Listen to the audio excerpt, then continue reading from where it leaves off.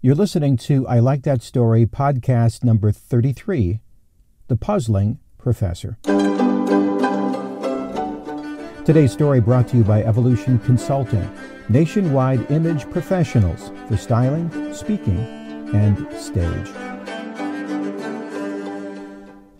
Over time, I've had a chance to observe many families in many situations, and the dynamic of the parent-child relationship is one that still is so perplexing to me, hard for me to wrap my mind around.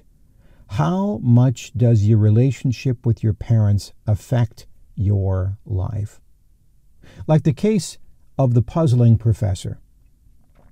I met him at a funeral visitation. All the family was gathered for the funeral of the dad, and the dad, well, it wasn't a good story.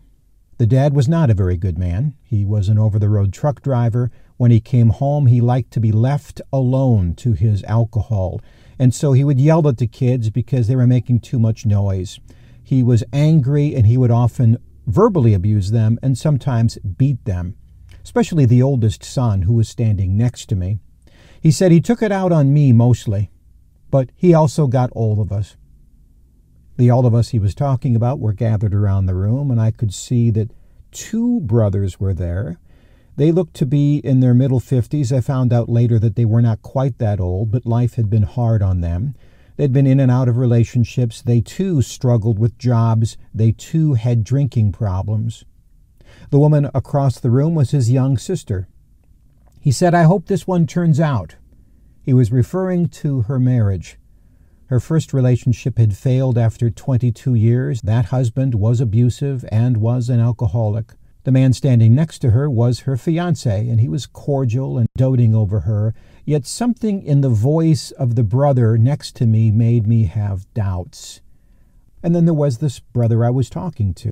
He looked completely different than the others. He dressed differently. He had a better demeanor. His family that was with him seemed more balanced and relaxed. I found out that he was a retired professor. The course of his life was much different than his father's and his siblings. For reasons that were puzzling to me, they either turned out like the father that they didn't like, or were attracted to people who were like the father they didn't like. I looked at him, and I couldn't help but ask the obvious question: why are you so different from your dad? He looked at me for a long moment, and then he said simply, "Because I wanted to be."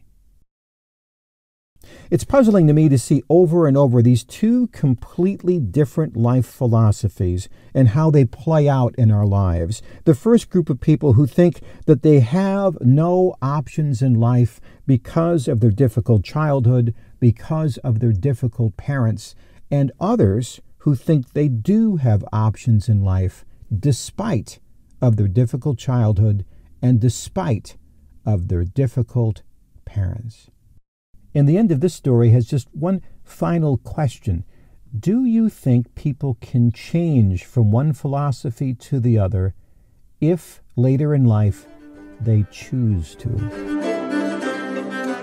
Thank you for listening. As you can tell, I believe in the power of story. Story changes lives and encourages people to overcome obstacles and live lives of peace, passion, and prosperity, whatever that may look like. And story changes business. It clarifies mission, it attracts good people and good customers, and offers a culture that encourages growth in many measurable and also unmeasurable ways.